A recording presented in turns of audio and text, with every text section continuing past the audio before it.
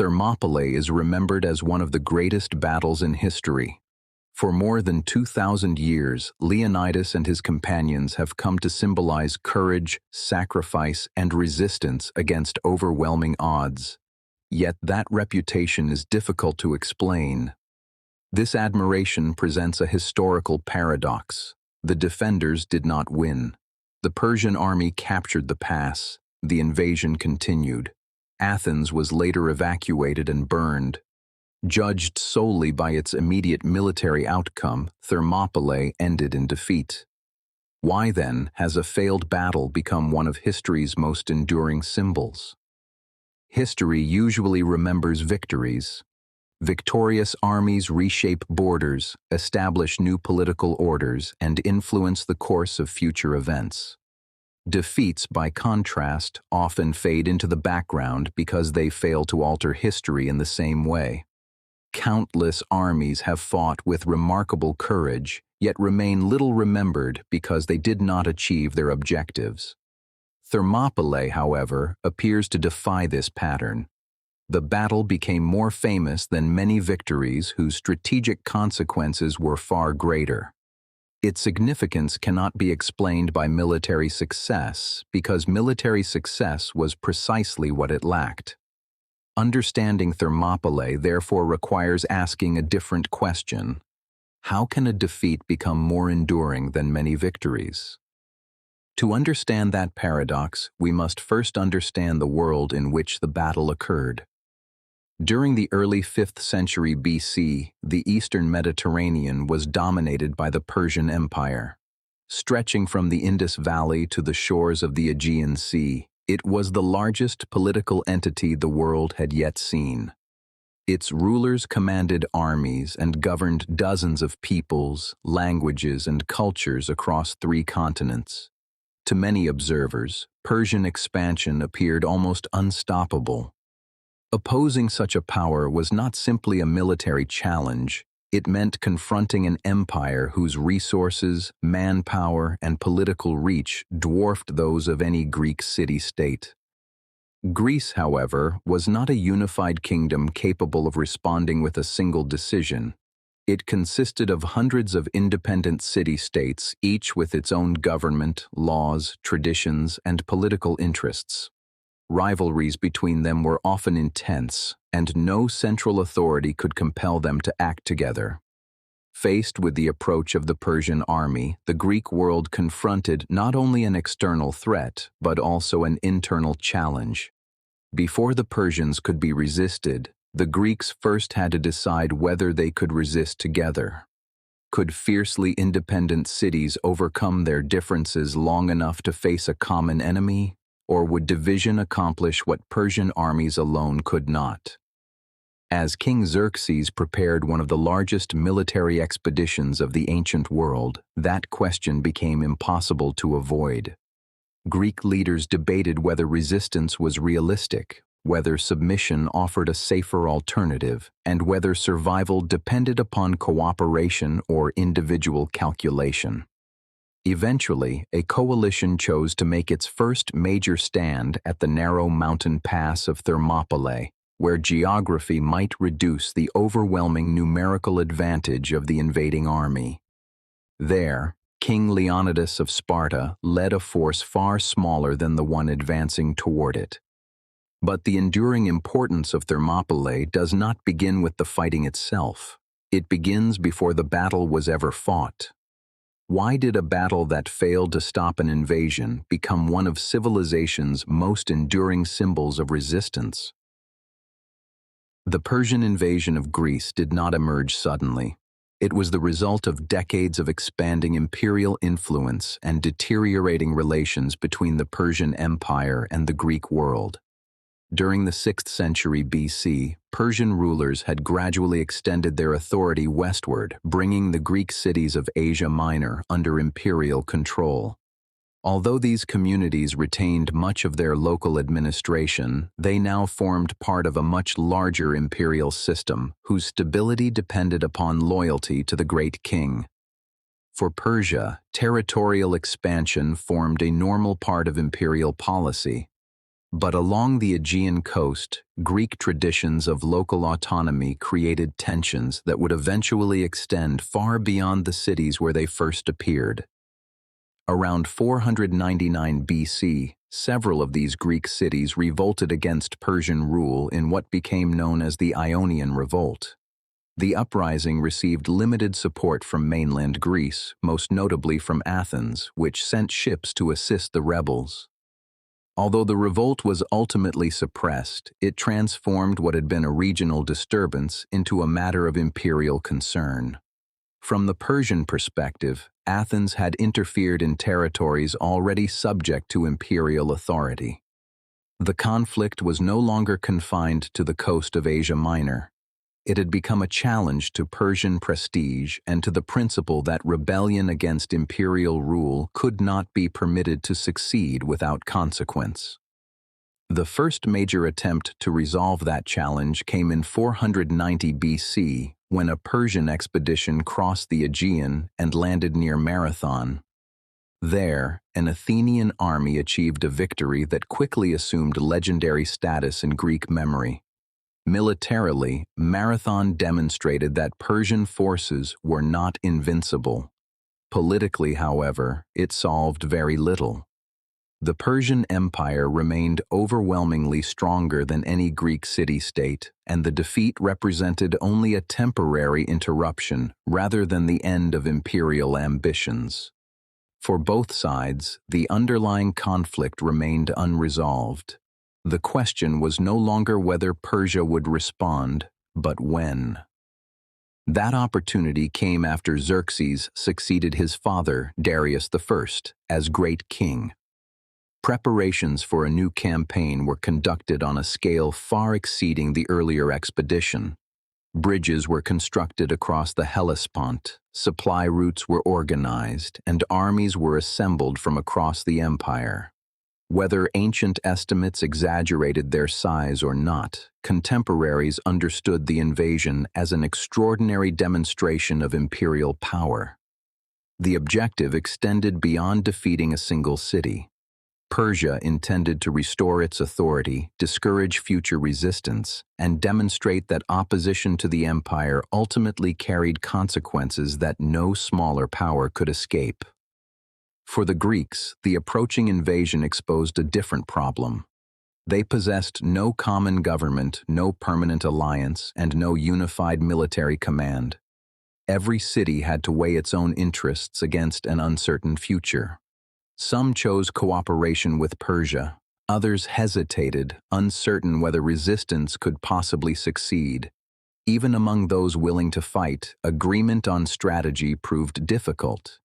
Geography, logistics, political rivalries, and mutual suspicion all shaped the discussion. Before armies could confront one another on the battlefield, the Greek cities first had to decide whether they would face the invasion together or separately. Eventually, a coalition emerged under Spartan leadership. The choice reflected Sparta's military reputation as much as its political influence within the Greek world. Yet even this coalition remained limited. Many cities contributed only modest forces, while others remained absent altogether. The decision to resist did not represent unanimous Greek determination. It represented the willingness of enough communities to attempt a coordinated defense despite profound differences. Their challenge was not simply to defeat Persia. It was to create sufficient unity to make resistance possible in the first place. Although the Greek coalition included forces from several city-states, leadership naturally fell to Sparta. Among the Greeks, Sparta possessed a reputation unlike any other. Spartan citizens were expected to devote themselves to the defense of their state, and their armies had earned widespread respect throughout Greece.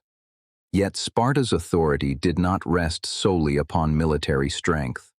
It also reflected a recognition that, in moments of extraordinary danger, effective resistance required leadership that other cities would accept. Even so, Sparta could not simply command the Greek world. Every ally remained politically independent, and cooperation depended upon consent rather than obedience. The coalition that marched toward Thermopylae therefore represented an agreement among autonomous communities, not a unified nation acting under a single government. One of the most enduring features of the story is the image of 300 Spartans standing alone against an immense army. The historical reality was more complex. Leonidas did not march to Thermopylae with only 300 men. Several thousand Greek soldiers from different city-states initially defended the pass alongside the Spartans. The 300 represented the Spartan contingent, selected from citizens who had living sons to carry on their family lines should they not return. Their relatively small number has long prompted questions. Why did Sparta not send its entire army?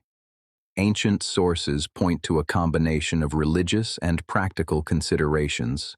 The campaign coincided with important religious observances, including the Carneia festival, during which full military mobilization was traditionally restricted. Rather than delaying all resistance until the celebrations ended, Sparta dispatched an advance force under Leonidas while preparing for a larger effort later. What began as a temporary defensive mission would soon become something far more significant. Within that broader strategy, Thermopylae offered a rare advantage.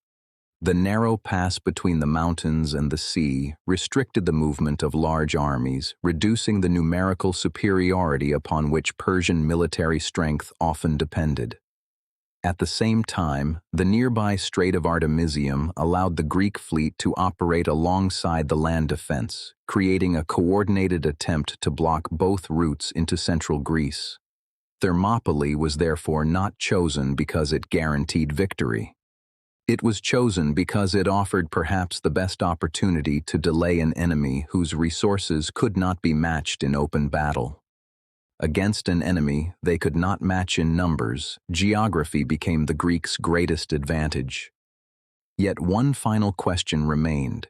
If the purpose of Thermopylae was to delay the invasion rather than destroy it, what would happen if that delay became impossible to maintain?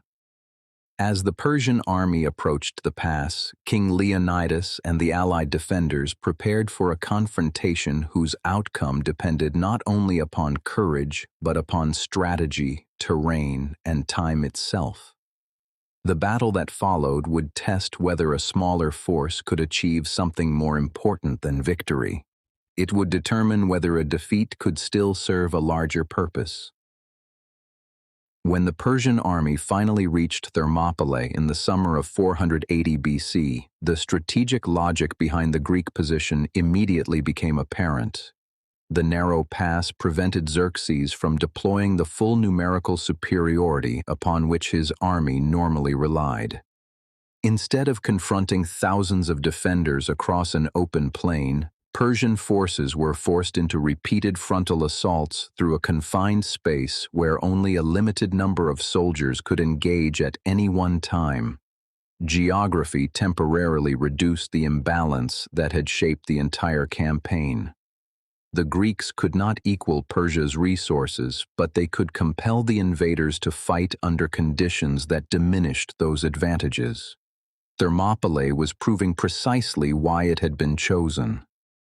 For 2 days, the defenders successfully held their position.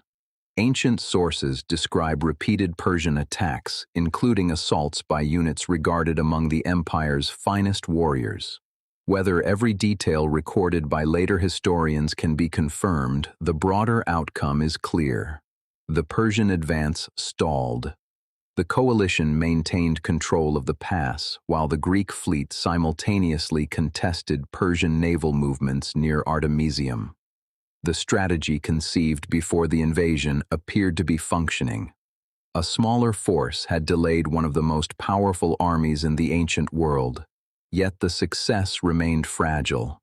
It depended upon a single assumption, that the narrow pass would continue to restrict Persian movement.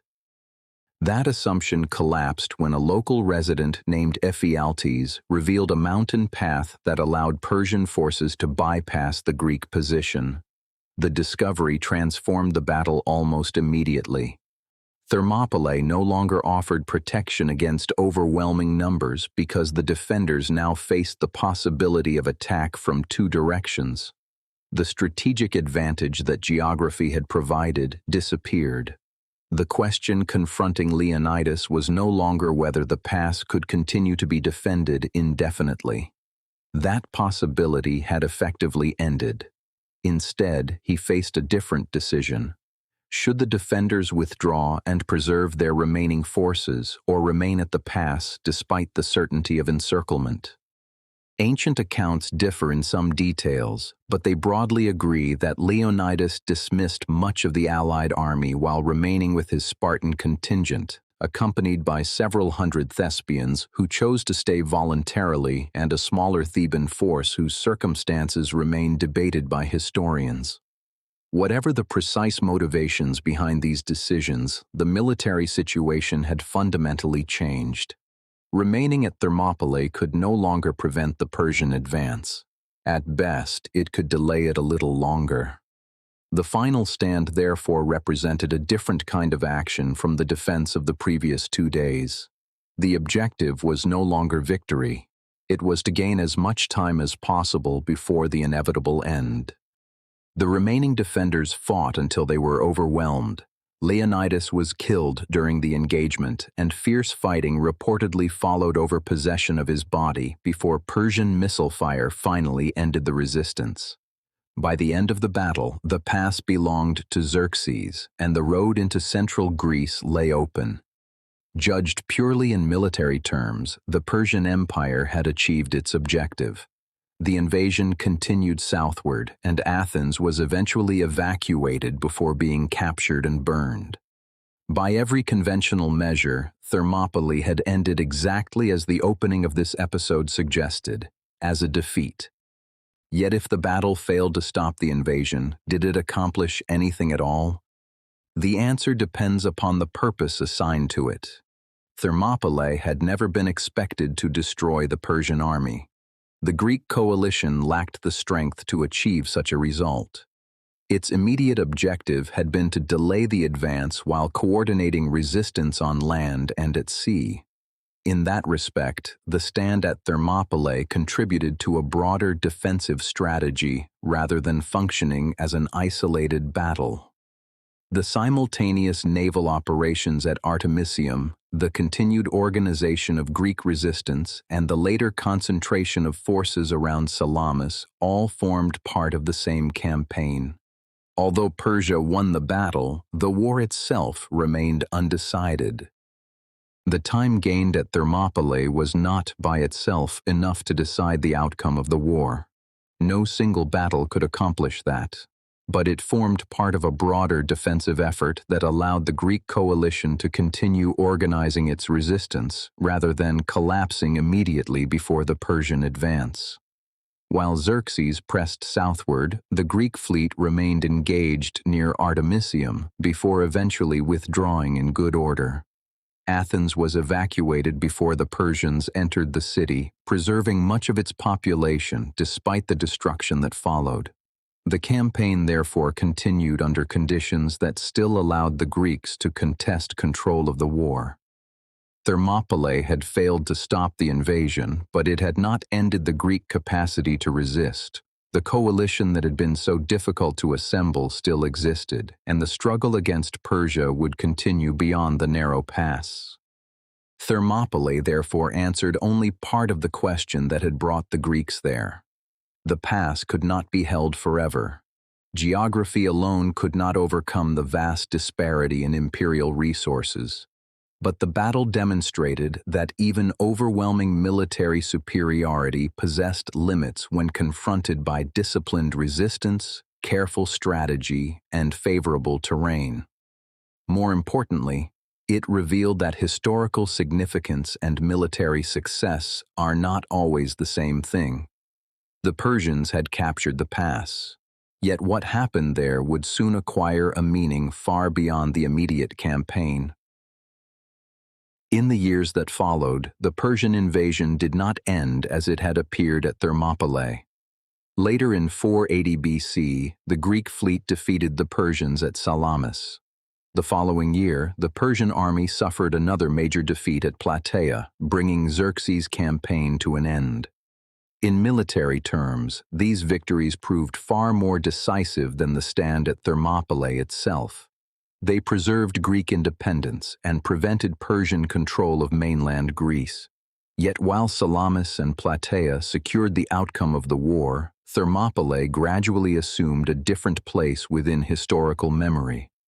It came to represent not the moment when Greece won, but the moment when resistance became unmistakable.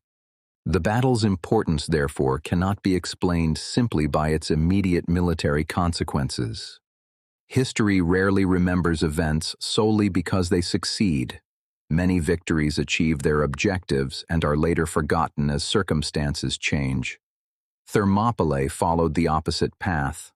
The defenders failed to hold the pass, yet their decision continued to be remembered long after the strategic details of the campaign had faded from public memory. What endured was not the outcome of the battle, but the example it appeared to establish. The willingness to continue resisting despite overwhelming odds transformed Thermopylae into something larger than a military engagement. It became a symbol through which later generations interpreted courage, duty, and collective responsibility in moments of crisis. That symbolic meaning did not emerge automatically. It was shaped by historians, writers, artists, political leaders, and societies that repeatedly returned to Thermopylae when searching for examples of resistance under impossible circumstances. Across different centuries, the battle was invoked for purposes that often reflected the concerns of those remembering it rather than those who had fought there. Like many famous historical events, Thermopylae acquired a life beyond its original context. Its memory became part of political culture, national identity, and historical education, demonstrating that the significance of an event is not fixed at the moment it occurs. History continues to reshape the meaning of the past long after the events themselves have ended.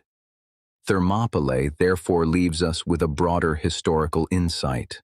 Military victories determine who controls territory, but they do not always determine what later civilizations choose to remember. Some battles alter maps, others alter memory. Thermopylae reminds us that historical importance cannot be measured only by immediate success or failure. It also depends upon whether an event changes how later generations understand courage, resistance, and the relationship between principle and survival. The defenders lost the battle they fought, but Thermopylae became one of history's greatest victories because civilization ultimately remembered not what the defenders achieved on the battlefield, but what they chose to defend before it was lost.